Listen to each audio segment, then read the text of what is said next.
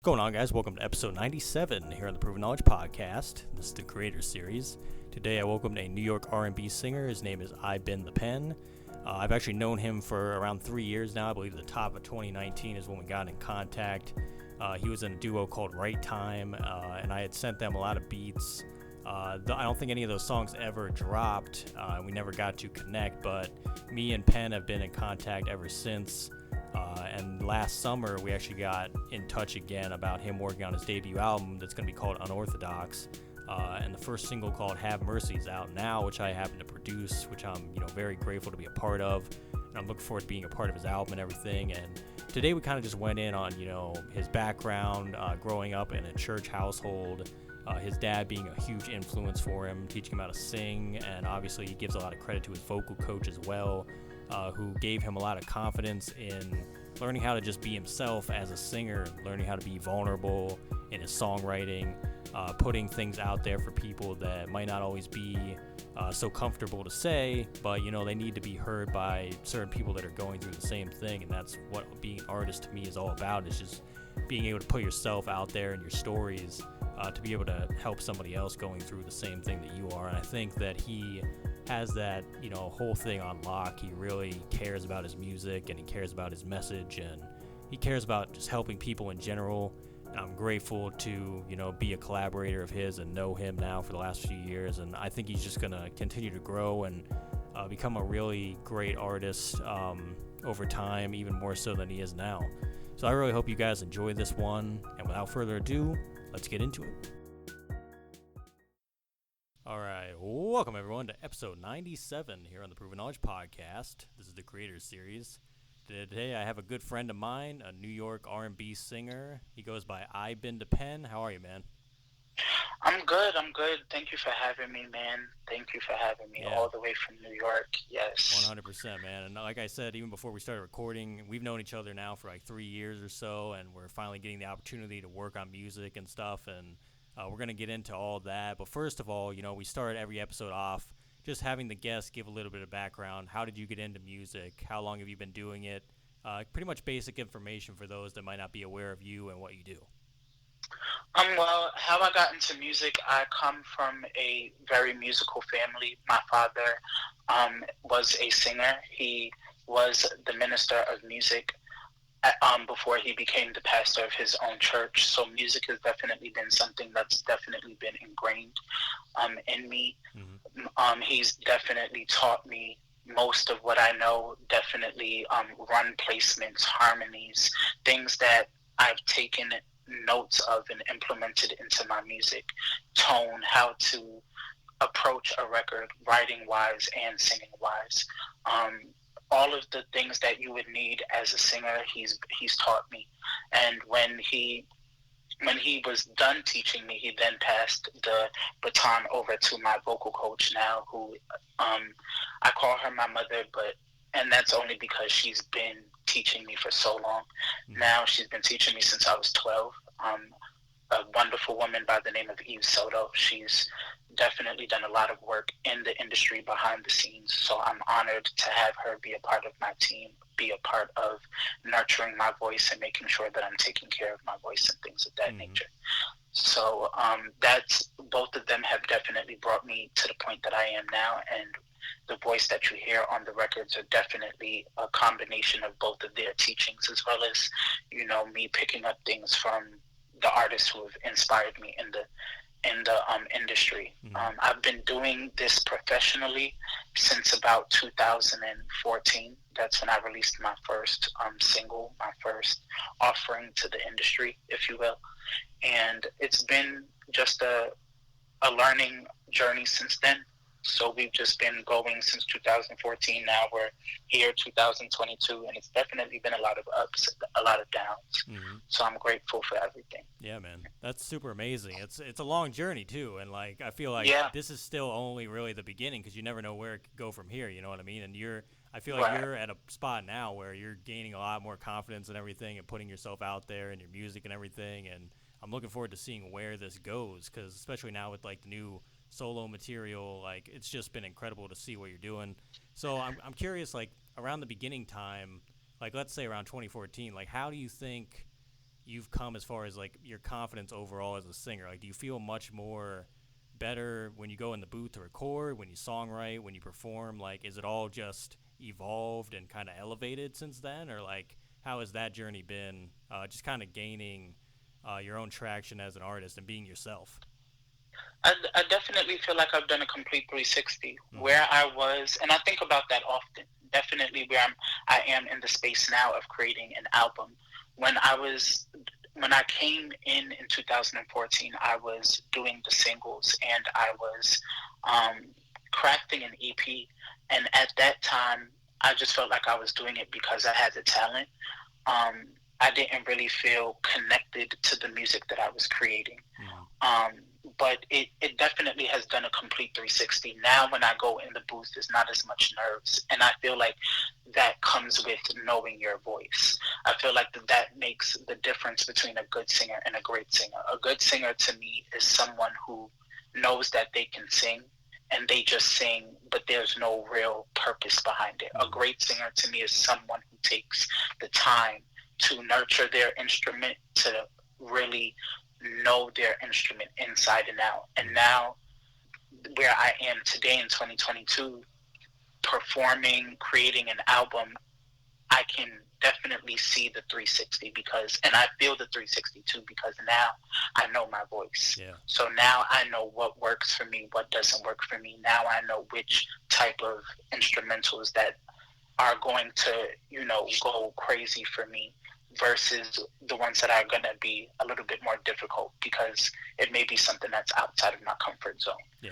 Um, and it's just been, like you said, it's a long journey and it's still one that I'm on. I definitely wouldn't say that my confidence is 100% yet, but we're working on getting it to 100%. But I would say right now it's at a strong Yeah. 96%. That's Yeah. really good still. But like I think that mentality is what builds longevity. Like I myself, I don't sing or write or do anything with songwriting or singing, but I feel like if you're a young singer and you're just getting into it and you don't really have that confidence yet, you should just take your time and build it up. You don't have to be in a rush to be like, "Oh, I got to figure it all Right. out now." You know what I mean? So Right. like you said, it took 7 or 8 years to kind of get to where you are now. And there's nothing wrong with that. It's like you want to, if singing is really what you want to do, you should want to take your time with it. You know what I mean? Like you should want to build it up and really just perfect your craft and just show people who you truly are. And like you said, you don't want to imitate anyone either. Like you can have Right. like your influences that you look up to and stuff and kind of mimic them at the beginning, but then you eventually get your own voice. You know what I mean? Like you start to develop these skills and that'll show through in your work. And I think for you that has just become a huge part of your work, just putting out your own sound and your own life and your music and everything. So I really, take my hats off to you for that 100%. But you mentioned, like when you were coming up, some of your inspirations, like who you were listening to. So I'm curious, like who are some of the artists, even now, like today, who are you listening to the most to kind of inspire you to keep going? You know what I mean? Just keep making music. My inspirations come from a different mix of genres. As an R&B singer, you would think that my inspirations are just solely rooted in R&B, but Mm-hmm. no. My inspirations are some go from anywhere from like gospel jazz to R&B, the Tanks, the Tyreses, the Genuines, the Karen Clark Sheards, the Jasmine Sullivans, the Brandys, the Fantasias. The They really keep me on my toes. Especially like somebody like Brandy, how smooth her voice is, how she really knows her voice. She knows where to place her runs. She knows how not to do too much. Jasmine with the theatrics of her voice, and she knows how to be very charismatic, as well as somebody like Karen Clark Sheard, who's in the gospel industry, but she knows how to be very vulnerable, and she knows how to pick the right things to do with her voice. She knows her voice and she knows not to push the limits Mm-hmm. of it. So I definitely take bits and pieces from all those different artists, and there's even more like the Kiki Wyatts and the Giveons. I just recently got into Pink Sweats. He's amazing Mm-hmm. as well. It's just now I'm glad that a lot of people say that R&B is dead, but now there's a couple of us that are still out here making the true, authentic R&B, and I definitely want a light, more of a light to be shined on those few R&B artists, both independent and mainstream today, that are still creating music that's true to the genre. Yeah. I assume you're pretty excited for that new Brandy. Is it an album that's coming out? Did she just announce an album? She didn't announce an album. What she is doing is, since it's 20 years of her album Full Moon, she is recreating the album. So Oh, okay. she's re-recording, reshooting visuals, giving new visuals to songs that didn't have visuals before. So I'm very excited Yeah. because her voice was cold back then. So to even hear her re-record that album, to hear that 20 years later with her vocals now, I just know it's going to be an insane Yeah. project. So I had seen I'm people excited. reposting it, and I think I even saw you repost it. And then you said Yeah, Brandy. I'm like, oh yeah, he's probably excited for that then, because I saw yeah, that's coming out. I know Pink I'm Sweats. so excited. I've heard him on a few different hooks for some artists I listen to. He's super underrated. Like I think he's Yes, really, very underrated. yeah, he's gonna be Very somebody underrated. that is gonna be a huge artist one day. Like he's already become such a big artist. It's funny because I actually think I came across him in like 2019 or something. I don't know if I Hmm. sent him like an email about beats or something, but at that time he wasn't even like a huge name. He still had like a few thousand followers on like Instagram and stuff. But now it's like I see his name popping up all over the place. He's All put over. out EPs and different solo releases and stuff. So yeah, he's that's an incredible one right there. So Yeah, he's definitely great, and I yeah. think the reason why he's very underrated is because he's one of those R&B artists of today that's actually putting forth a message in his music. Yeah. And I think a lot of the quote unquote R&B that gets glorified today doesn't really have a message. It's really speaking about the same generic topics: Mm-hmm. drugs, sex, money, just glorifying those things.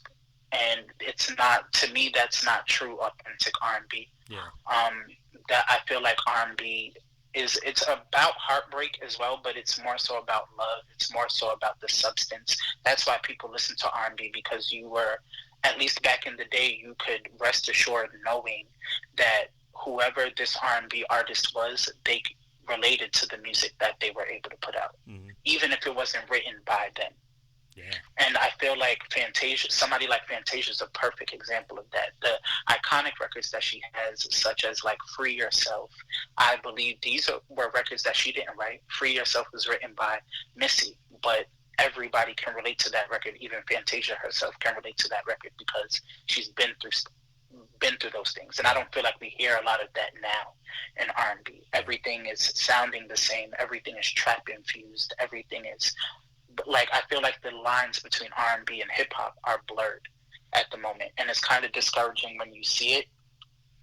But I definitely have a strong feeling that authentic, true R&B will make a comeback. Mm-hmm. So Yeah, and I think you'll be like a big part of that, man, no doubt, because I feel like you just have that vision for it. But I thank you. know, like, I'm kind of curious as well. Like, what do you think early on, too, led you to listening to a lot of those artists? Was it your dad? Was it your other influences that kind of were playing that music, like, in the house and stuff? Or did you just discover a lot of the stuff on your own and kind of just continue to discover new artists and things like that?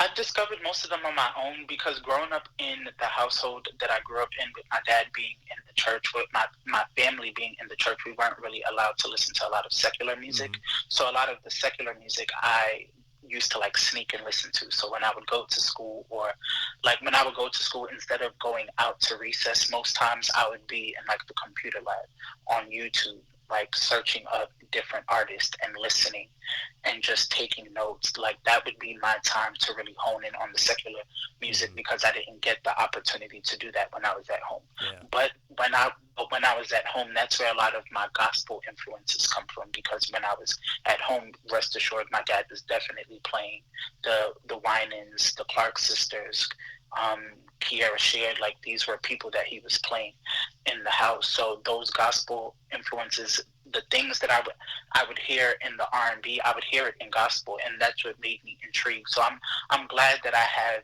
both inspiration from both genres, because I feel like where I am today and what my sound is today, I kind of feel like my signature sound is a hybrid of those two genres. Yeah. I feel like I'm the perfect blend between the R&B and gospel. So I'm kind of R&B meets gospel. So Yeah, I was gonna say it's almost like you got that melting pot kind of from both those different places. Then, like you kind of just heard the music on your own, and then the music that your family was showing you as well, and you kind of just took it and yeah, infused it and made your own thing and came up with your own style out of that over time. So yep. that's incredible. I And did, it definitely was a long journey, yeah, but one hundred I'm percent. definitely glad that I was able to infuse those two. Yeah, and it keeps going too, because like that's the beauty of music. Like it never ends. There's always new artists popping up that you can discover and kind of be like, oh, what are they doing over here? Like that's really cool. Kind of get inspired by that and see what you can do and everything. So definitely awesome stuff. I did want to touch on when I discovered you. I think like 3 years ago. It was with the group WriteTime with Marcus, right? Yes, So I did yes. want to touch on that as well. What do you think you learned from being in Right Time, putting out music and doing that whole thing as a duo? And kind of was that different from being a solo artist? Like, how did you guys approach writing and recording and all that stuff? Was there anything different in that whole experience, or like, how did that go for you?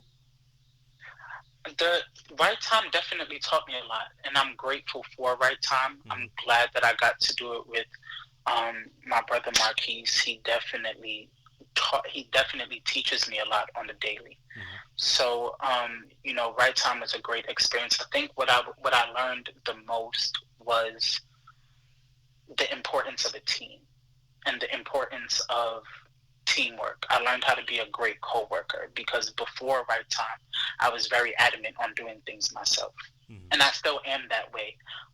But the difference is now I have a team. So even though I'm very hands on with my career, I still have things that I can delegate to people.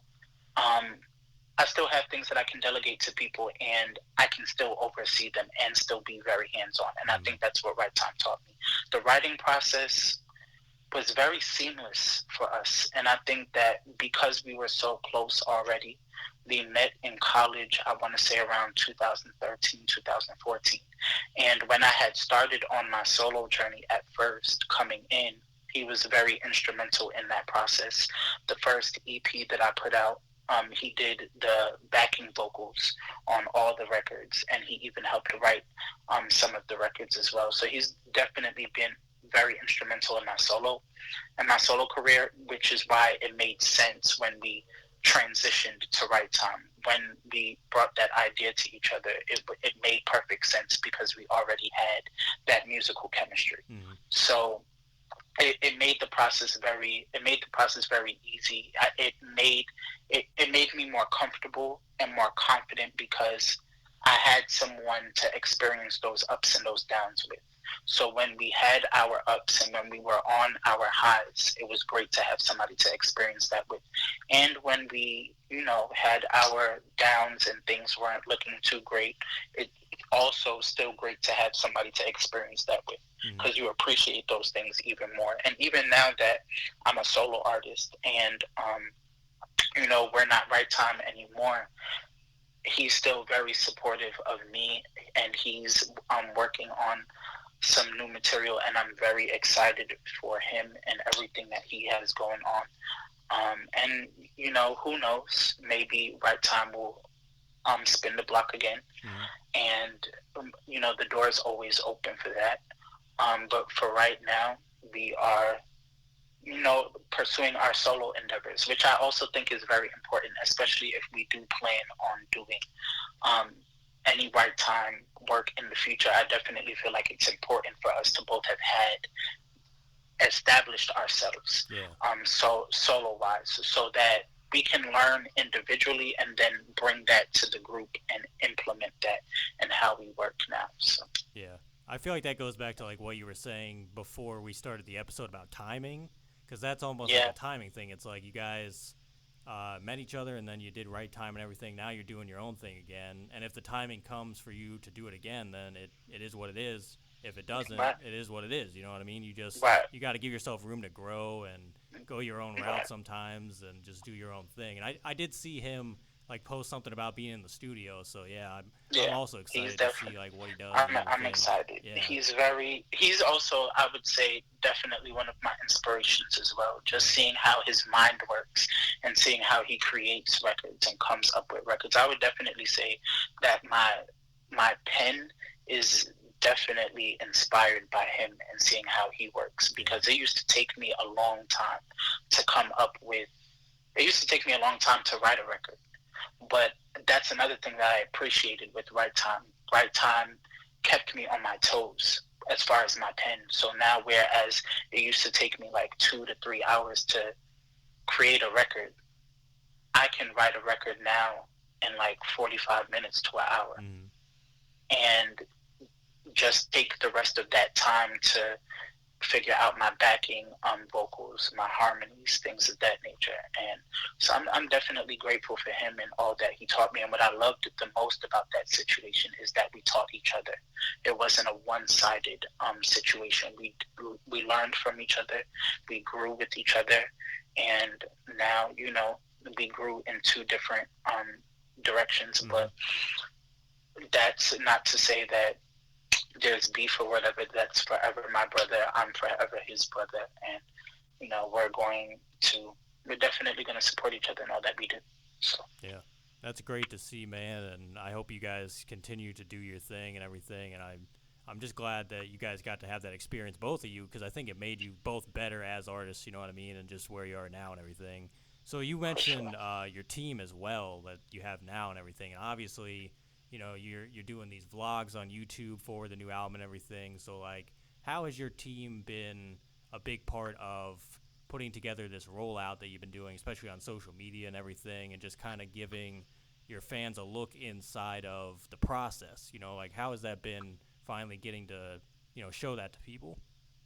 It's a great feeling. It's a great feeling, definitely, because, and a lot of people don't know this. I've touched on it on social media before, but before I locked in and started creating the album last year, I was on the verge of quitting music altogether. Like, I was on the verge of just hanging it up. Like, very much like, y'all can have it. And Mm, that's where I was at, like, early last year. And I had a conversation with my older brother Aaron, and he just basically gave me that pep talk that I needed, and definitely encouraged me to get back into it. Definitely told me, like, this is your purpose. This is what you've been called to do. So mm, they've definitely been a great part, a great um, big factor in why I'm still even here in music, and why I even went forth to create a debut album. And Aaron, or Lord Ozai A1, as he's known in the industry. He's definitely been instrumental in creating and helping me create the album. He's been co-writing with me on a lot of the records. He didn't co-write with me on Have Mercy, but he has.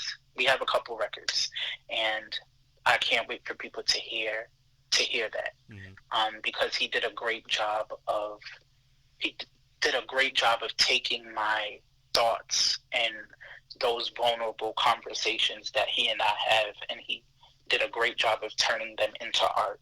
So I'm definitely grateful for him. I'm definitely grateful for my cameraman. He's been nothing short of amazing. When I initially brought him the idea of doing the docu series, documenting the album, he's been hands on ever since. We talk a lot about things that have to do with the album and just personal stuff as well. So I definitely cherish him. I definitely cherish Mr. Darcy, my engineer. He's been great. He's very hands on when it comes to the sound, when it comes to how I record in the booth. He'll definitely tell me, "Hey, take that again," if he feels like I could get it better. And he's definitely as hard on me as I am on myself. And mm, I feel like, for artists, what I do want artists to know is that there are two very important relationships that you're going to have. The two most important relationships that you'll have in this industry are your artist producer relationships and your artist engineer relationships. You have to find that producer or producers that are going to get your sound, that are going to get where you're trying to go with your music. And you have to find that engineer that's going to care about your sound and the finished product as much as you do. Mm-hmm. So that's why I'm even glad that, I linked up with you, and that's why I'm glad I linked up with him, because I feel like you, production-wise, you definitely understood where I was trying to go with the album. And that's why I feel like, and that's why I'm even so excited for you and for everybody else to hear the records, because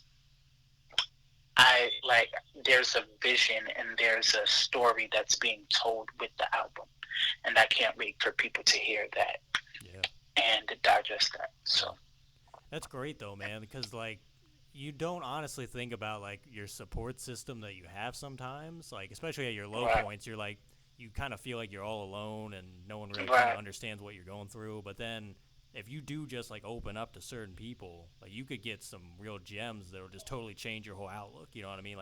Sometimes that's all it takes is a simple discussion to kind of be oh man, I really gotta shift my mindset just a little bit in the right direction. That's all it took or whatever. So I think for you it was you had that support system around you to be let me just kind of shift some things around and now we're going in the right direction. You know what I mean? It was kind of just like that. And like you said, I totally agree about you got to get in with the right people who kind of see your vision, because especially if you're trying to get across vulnerable messages and things like that in your music, that's something that's very serious to you and to the people you're trying to give the music to. So if you just go to any random person, it's not going to be what you want. It's going to be just, they're not going to understand what you're talking about. They're not going to get the vision and everything, and it might not come out the way you want it. And then, your whole getting back on that right track might be done. You know what I mean? So it's I'm very glad that you obviously reached out to me and everything, but reached out to the right people, because I can tell that you have a very serious vision involved for this whole project, and just from the promotion and putting different things together to show people and kind of explain the story of these songs and everything. I think it's you can tell just from even if, I didn't know you personally, I'd be yeah, he cares about what he's doing. You know what I mean? He's a real artist and he's putting his all into the music. So yeah, I think that is just something that a lot of people overlook. You really got to get the right people to help on, your music and kind of where you want to go with it, because you can't do it all by yourself. You know what I mean? You can't. As much as you would. And I think that's what really bothers me. Sorry to cut you off. I think that's what really bothers me is I see a lot in this day and age that the producers and the engineers don't get the credit that they deserve. I see often too many times where artists will just put out records. They'll announce things on social media, but they won't announce the people behind the scenes that helped get this project to them. So it's I could never have released Have Mercy without letting people know who produced it, who engineered it, who did the graphics, who wrote on it. I have to thank and even who featured on it, I have to thank those people each and every time that I even promote the record, because without these people, we wouldn't have Had Mercy. Without your production, there wouldn't have been a Have Mercy. Without the correct engineering, my voice wouldn't have sounded at its best on the record. And even with Mikwa, the amazing feature that I had on it, hearing her, even after I heard her verse, I even went back in and I tweaked some stuff, because she pushed me to definitely go back in and fine tune my vocals and make sure that everything was up to par for the single to come out. And Have Mercy is definitely something that was important to me before we put it out, and it still is important to me now, because this is the record, this is my statement, this is saying, hey, the debut album is coming, but this is the way that I want to kick it off. And that's why I feel like it's such aside from the vulnerable message that it gives, that's why it's such an important record, because this is my first impression. And I feel like albums are, not to say albums are more important than EPs, but I definitely feel like albums are important because you don't get a second chance to make a first impression.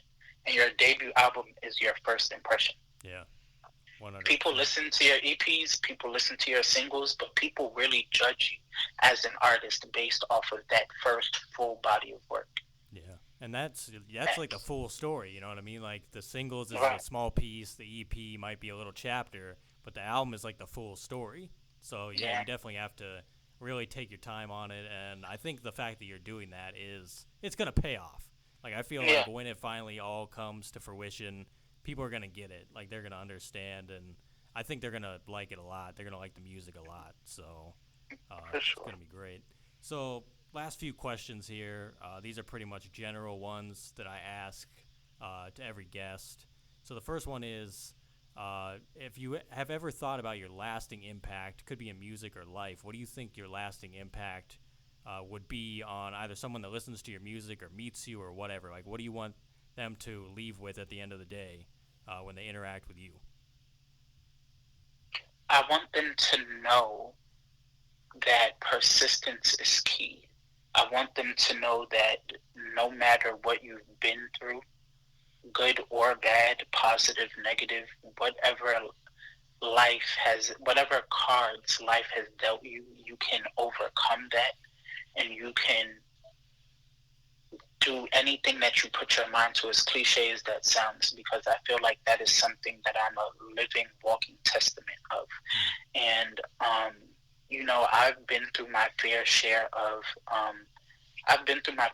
traumatic experiences in life. And once that full story comes up, but even to just like give a glimpse, I've been through the ringer with traumatic experiences like domestic violence, rape, things of that nature. And I overcome all of those things, and I am working towards just being a better human being, but that also helps me be a better artist. Mm-hmm. So I definitely want anybody that listens to my music that comes in contact with me to know that you can do anything that you set your mind to. Mm-hmm. Because I like I'm 26 now, going to be 27 in a few days, and to be fair, I shouldn't even have made it to 21.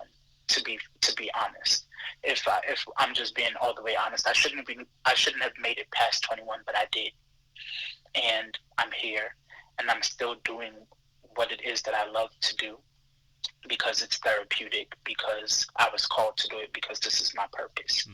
So that is the number one thing that I want everybody that interacts with me in any type of way to walk away with. Just know what your purpose is and focus on your purpose. Tunnel vision on your purpose. Nothing else matters Yeah, but that's what you are incredible. called to do. Yeah, that's incredible, man. Love that. So, if you could go back 10 years ago, maybe give yourself a piece of advice or maybe not change anything at all, what do you think you would do? 10 years ago, I would have been 16. I would have just told myself to slow down. Stop trying to be grown. At 16, I felt like I was grown. I felt like I was like many of us feel. When you Mm-hmm. hit 16, you're almost 18. You feel like I'm grown. Mm-hmm. Like nobody can't tell me anything. Like all of that. Like that's how you feel. And I would have just told myself to slow down. Just enjoy your youth. Enjoy